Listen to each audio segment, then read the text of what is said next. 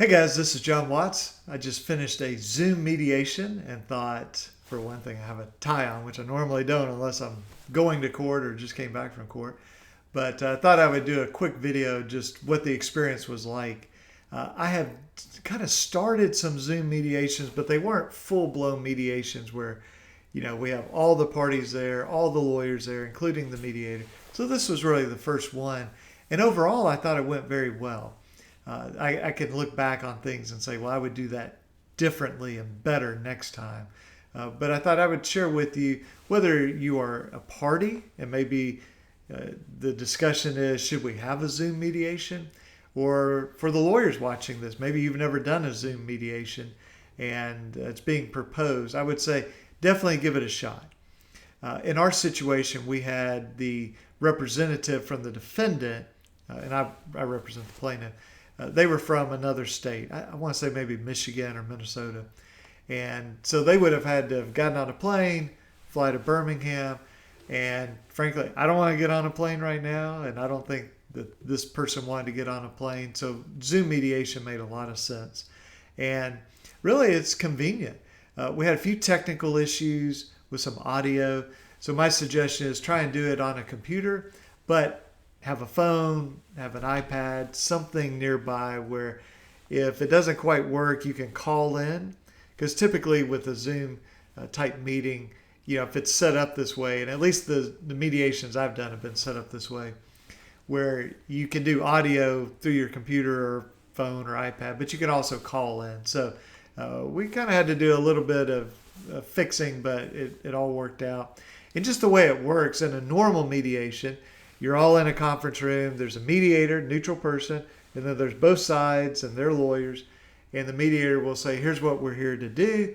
And then, a few sort of opening remarks. And then we'll split the parties into two rooms. Now, I've had mediations where there's like 7 different parties. So we have like 7 different conference rooms. But in this case, it was only 2. Well, then the mediator will go back and forth between the 2 rooms and say, okay, John, explain this to me, or have you thought about this? And then I will say, well, yeah, but, what about this? Or here's something the defense is overlooking. And then the mediator will go back and forth. Same thing with Zoom. The mediator just controls and puts us into different private rooms. And so then the mediator would come back on and say, hey, I talked to the other side. They want you to think about this, this, and this. And say, okay, that's great. Now have them think about these 3 things. And one nice thing about the mediation, and certainly you can do this in person, okay, but it's really easy with Zoom, is maybe there's a document that's kind of in dispute.